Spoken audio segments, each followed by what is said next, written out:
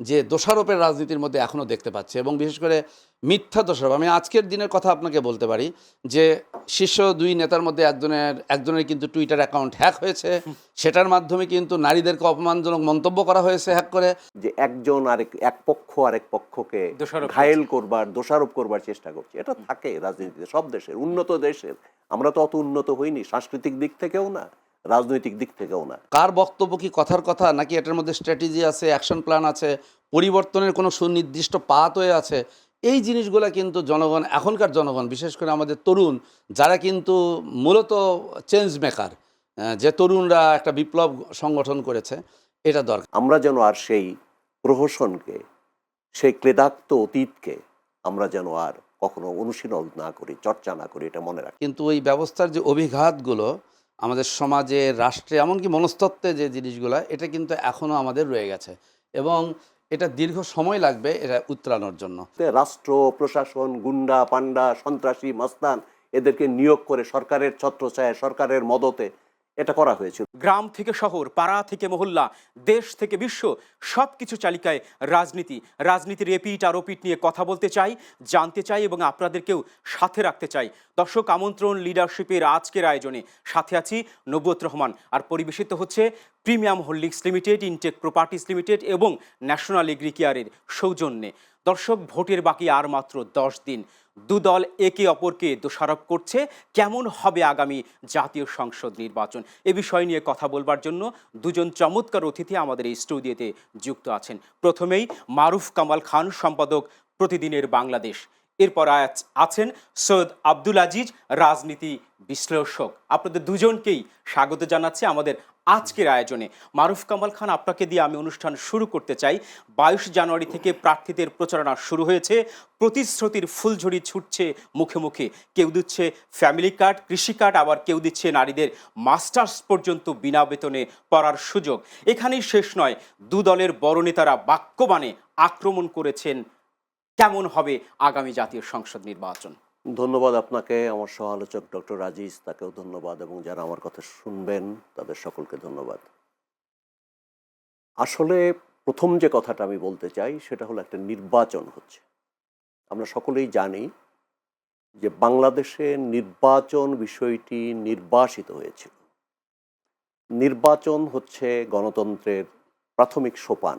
নির্বাচন মানেই গণতন্ত্র নয়, তবে এটা প্রাথমিক সোপান। এটাকে এড়িয়ে গণতন্ত্রে পৌঁছবার আমাদের কোনো রাস্তা নাই, কোনো পথ নেই।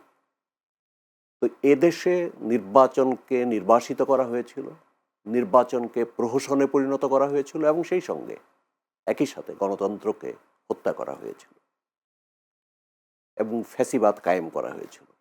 সেই নির্বাচন নিয়ে যত কম কথা বলা যায়, সেই তথাকথিত নির্বাচন নিয়ে, সেই নির্বাচনের নামের প্রহসন নিয়ে, যে প্রহসনের মধ্য দিয়ে একটি ফ্যাসিবাদী সরকার শুধু তার ক্ষমতাকে প্রলম্বিত করেছে, সেই ধরনের প্রহসন নিয়ে সেই স্মৃতি আমরা যত ভুলতে পারি ততই আমাদের জন্য মঙ্গল। তবে আমাদের মনেও রাখতে হবে যাতে ওর পুনরাবৃত্তি না ঘটে। কিন্তু আমরা যেন আর সেই প্রহসনকে, সেই ক্লেদাক্ত অতীতকে আমরা যেন আর কখনো অনুশীলন না করি, চর্চা না করি, এটা মনে রাখতে হবে। আমি যে কথা বলছিলাম যে নির্বাচন হচ্ছে একটা, এই প্রথমবারের মতো একটা পরিস্থিতি, অনেক বছর পর একটা পরিস্থিতি সৃষ্টি হয়েছে, সেটা হচ্ছে একটা নির্বাচন হবে, প্রতিদ্বন্দ্বিতাপূর্ণ নির্বাচন, প্রতিযোগিতাপূর্ণ নির্বাচন। এবং এই নির্বাচনে শক্ত দুইটি প্রতিপক্ষ ইতিমধ্যে দাঁড়িয়ে গেছে। আমরা দেখতে পাচ্ছি শক্ত দুটি প্রতিদ্বন্দ্বী পক্ষ। আপনি যেরকম বললেন যে এক পক্ষ আরেক পক্ষকে আক্রমণ করছে, কথার আক্রমণ করছে, কথামালার আক্রমণ করছে, কথার ফুলঝুরি ছড়াচ্ছে, এগুলোই কিন্তু নির্বাচনের অপরিহার্য অনুষঙ্গ। আপনি এসব বাদ দিয়ে, প্রতিশ্রুতি বাদ দিয়ে তো কোনো নির্বাচন হয় না। কেননা যে নির্বাচনী ইশতেহার, একটা রাজনৈতিক দল যে ইশতেহার দেয় যে সে ক্ষমতায় গেলে কি করবে কি করবে না, এটাও কিন্তু প্রতিশ্রুতি, মূলত না করবার প্রতিশ্রুতি এবং করবার প্রতিশ্রুতি। এটা তো থাকতেই হবে, না হলে মানুষ কিসের ভিত্তিতে তার প্রতিনিধি নির্বাচিত করবে, কাকে নির্বাচন করবে? সুতরাং প্রতিশ্রুতি থাকবে। আপনি আরেকটা বিষয় বলেছেন যে সেটা যে একজন এক পক্ষ আরেক পক্ষকে ঘায়েল করবার, দোষারোপ করবার চেষ্টা করছে। এটা থাকে রাজনীতিতে সব দেশের, উন্নত দেশের। আমরা তো অত উন্নত হইনি, সাংস্কৃতিক দিক থেকেও না, রাজনৈতিক দিক থেকেও না, আর অর্থবিত্তের দিক থেকে তো নই। সেই পরিশীলন আমাদের এখনো হয়নি। কারণ আমাদের গণতন্ত্র কিন্তু এখানে বেশি দিন পথ হাঁটতে পারেনি, তাকে হাঁটতে দেওয়া হয়নি, নানাভাবে গণতন্ত্র পঙ্গু হয়ে গেছে, সে তার পথ চলতে পারেনি। সুতরাং গণতন্ত্রের অনুশীলন বারবার আমাদের শুরু করতে হয়েছে, বারবার আবার এটা হোঁচট খেয়েছে, বারবার গণতন্ত্র নষ্ট হয়েছে, বারবার গণতন্ত্রকে হত্যা করা হয়েছে। সুতরাং গণতন্ত্রের অনুসরণ শুরু হয়েছে। তবে আমাদেরকে সতর্ক থাকতে হবে যে ফ্যাসিবাদী আমলের যে কালচার, যে রাজনৈতিক অপসংস্কৃতি, যেটা কালচার না বলে অপসংস্কৃতি বলা দরকার, সেটা যেন ফিরে না আসে। সেটা হচ্ছে এই যে অপরপক্ষকে নির্মূল করে ফেলতে হবে এবং তার বিরুদ্ধে এমন কোনো ক্লেদাক্ত অপপ্রচার নাই যেটা করা হয়নি, করা হয়েছে।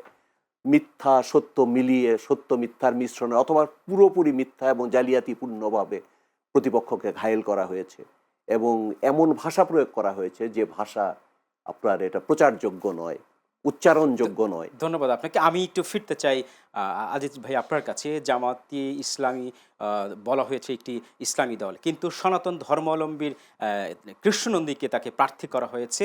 এদিকে বিএনপি বলছে জামাত মোনাফিকের দল, ধর্ম ব্যবসায়ী। আপনি আমরা দুর্নীতিবাজ হলে আপনাদের দুজন মন্ত্রী কিভাবে তারা ক্ষমতায় ছিল এরকম একটা প্রশ্ন তুলেছেন, আপনি আসলে কিভাবে যুক্তি খণ্ডাবেন? যেভাবে ভাই শুরু করেছেন যে ফ্যাসিজমটা তো এটা শুধুমাত্র একটা শাসন ব্যবস্থা নয়, এটা কিন্তু একটা কালচার, এবং এটা শুধু ব্যক্তির মানে একটা দেশের গণতন্ত্রই বিনষ্ট করেনি, প্রতিষ্ঠানগুলোকে নষ্ট করেছে, এমনকি মানুষের মনস্তত্ত্বের মধ্যেও কিন্তু দীর্ঘমেয়াদী একটা পরিবর্তন রেখে গেছে। এটা কিন্তু ওনার কথার থেকে আমি বলছি যে এটার এখন কিন্তু প্রভাব আমরা বুঝতেছি যে ওই ব্যবস্থাটা সরে গিয়েছে, কিন্তু ওই ব্যবস্থার যে অভিঘাতগুলো আমাদের সমাজে, রাষ্ট্রে, এমনকি মনস্তত্ত্বে যে জিনিসগুলো, এটা কিন্তু এখনও আমাদের রয়ে গেছে এবং এটা দীর্ঘ সময় লাগবে এটা উতরানোর জন্য। আমি আরেকটি কথা আপনাকে বলবো প্রতিশ্রুতির ব্যাপারে। দেখেন, প্রতিশ্রুতি থাকতে হবে। প্রতিশ্রুতি ছাড়া জনগণ কিভাবে একটা দলকে বিচার করবে যে কে তাদের প্রতিনিধিত্ব করবে? তো সেক্ষেত্রে আমরা যেভাবে ভাই বলেছেন যে দুটো রাজনৈতিক দলই কিন্তু এখন আবির্ভূত হয়েছে প্রধান রাজনৈতিক শক্তি হিসেবে এবং প্রতিদ্বন্দ্বী শক্তি হিসেবে।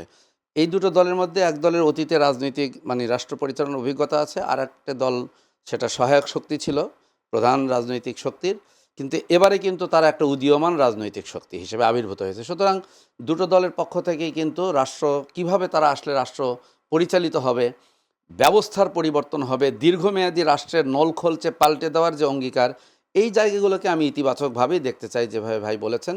এবং এক্ষেত্রে আরও ক্রিটিক্যাল ডিসকাশন, আমি ইতিপূর্বের কয়েকটা আলোচনায় বলেছি যে যেমন আমেরিকায় আমরা যেটা দেখি প্রেসিডেন্সিয়াল ডিবেট হয়, আমার মনে হয় খুব ক্রিটিক্যাল কিছু ডিসকাশন হওয়া দরকার। এমনকি যদি সুযোগ থাকে মিডিয়ার বা অন্য নির্বাচন কমিশনের পক্ষ থেকে যে প্রধান দুটো রাজনৈতিক দলের তারা ক্ষমতায় আসলে কে কিভাবে পরিবর্তন করবে, কার বক্তব্য কি কথার কথা নাকি এটার মধ্যে স্ট্র্যাটেজি আছে, অ্যাকশন প্ল্যান আছে, পরিবর্তনের কোনো সুনির্দিষ্ট পাথওয়ে আছে, এই জিনিসগুলো কিন্তু জনগণ, এখনকার জনগণ, বিশেষ করে আমাদের তরুণ যারা কিন্তু মূলত চেঞ্জ মেকার, যে তরুণরা একটা বিপ্লব সংগঠন করেছে, এটা দরকার। এখন আমি আপনার শেষ অংশ নিয়ে আসি যে দোষারোপের যে রাজনীতিটা, যে পরস্পরকে আমি বলবো যে এখানেও আমি ভাইয়ের সঙ্গে একমত হয়ে বলবো যে প্রতিদ্বন্দ্বীকে আক্রমণ করাটা কিন্তু এটা রাজনীতিরই অংশ, গণতন্ত্রেরই অংশ। এবং আমরা যেটা চাই সেটা হচ্ছে যে আক্রমণটা হোক নীতির দিক দিয়ে, সততার সাথে এবং দেশের স্বার্থে। এটাতে আমরা কিন্তু দেখছি দুঃখজনকভাবে, সেটি হচ্ছে যেটা আমি শুরু করেছি যে কথাটা দিয়ে, যে ফ্যাসিজমের যে কালচার, সে কালচারের কিছু ছায়া আমরা কিন্তু এই রাজনীতির যে দোষারোপের রাজনীতির মধ্যে এখনও দেখতে পাচ্ছি, এবং বিশেষ করে মিথ্যা দোষারোপ। আমি আজকের দিনের কথা আপনাকে বলতে পারি যে শীর্ষ দুই নেতার মধ্যে একজনের কিন্তু টুইটার অ্যাকাউন্ট হ্যাক হয়েছে, সেটার মাধ্যমে কিন্তু নারীদেরকে অপমানজনক মন্তব্য করা হয়েছে হ্যাক করে। আবার কিন্তু আরেকটা দল সেটার বিরুদ্ধে কিন্তু প্রতিবাদ করছেন, যিনি ভিকটিম হয়েছেন তিনি এটার ব্যাখ্যা দিয়েছেন। এই যে জিনিসগুলো, এটা আমরা চাই না। আমরা চাই খুব পজিটিভ ক্রিটিসিজম আসুক, খুব পজিটিভ নীতিগতভাবে কার কর্মসূচির মধ্যে কী ব্যর্থতা সেটা। আর শেষ করব আপনার যে কথাটা দিয়ে, সেটি হচ্ছে যে জামাত ইসলামীর ব্যাপারে আপনি যেটা বলেছেন এবং বিএনপির ব্যাপারে যেটা বলেছেন। জামাত ইসলামী তো অবশ্যই একটা ধর্মশ্রয়ী নয়, ধর্মভিত্তিক রাজনৈতিক দল। তারা ধর্ম ব্যবহারের প্রশ্নটা তাদের ক্ষেত্রে প্রযোজ্য না, কারণ তারা আপাদমস্তক তাদের গঠনতান্ত্রিক নীতি অনুযায়ী তারা কিন্তু ইসলামের আলোকেই তারা কিন্তু রাষ্ট্র শাসন পরিবর্তন করতে চায়।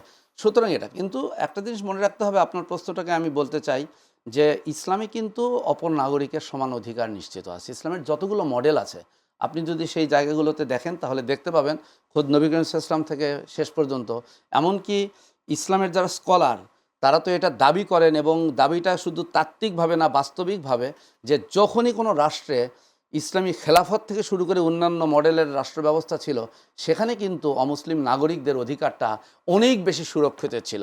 মিষ্টি মধুর কথা বলছি আমরা যে এই প্রতিপক্ষকে ঘায়েল করার জন্য, কিন্তু সেটি কিন্তু এখন শক্ত ভাষায় পরিণত হয়েছে। যেমন আমি একটু যদি যুক্তি করতে চাই, সিলেটের জনসভায় তারেক রহমান বলেছেন ভোটের দিন তাহাজ্জুদের নামাজ পড়ে কেন্দ্রে ফজরের নামাজ পড়তে হবে, কেন্দ্র পাহারা দিতে হবে। এর প্রেক্ষিতে কিন্তু জামাতের সহকারী সেক্রেটারি জেনারেল রফিকুল ইসলাম খান বলেছেন যে নিজে তাহাজ্জুদ নামাজ পড়েন। তো এই যে ধরনের যে শক্ত কথাগুলো বলছেন, এটি আসলে আপনি কিভাবে বিশ্লেষণ করবেন? না, আমি তো বললাম এটা তো একই কথাই, বারবার বলার প্রয়োজন নাই। সেটা হচ্ছে যে সমালোচনা থাকবে, এক পক্ষ আরেক পক্ষকে কথার মারপ্যাচ তো থাকবেই রাজনীতিতে, আর নির্বাচনী রাজনীতিতে এটা আরো বেশি প্রকট হয়ে ওঠে। কিন্তু সেটা যেন একটা মানে বৈরিতায় পর্যবেসিত, প্রতিদ্বন্দ্বিতাপূর্ণ হোক কিন্তু বৈরিতায় না যায়।